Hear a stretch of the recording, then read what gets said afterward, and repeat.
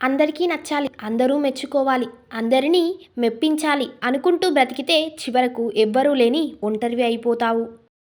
ఇతరులను బాధ పెట్టేవారు ఖచ్చితంగా బాధపడతారు.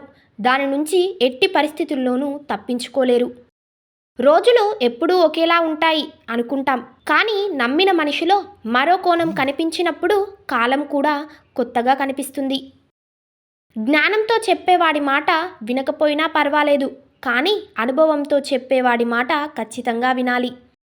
మొక్క ఎదగాలంటే కావలసింది ఖరీదైన కుండీ కాదు, నాణ్యమైన మట్టి.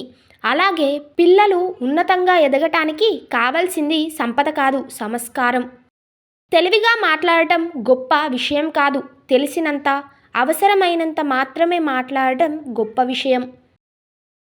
పురుషుడు స్త్రీని అమితంగా ప్రేమిస్తే ఆమె అతడి బలహీనత అవుతుంది. స్త్రీ పురుషుడిని నిజంగా ప్రేమిస్తే అతడే ఆమె బలం అవుతాడు. పరస్పర శక్తి మార్పిడి అంటే ఇదే.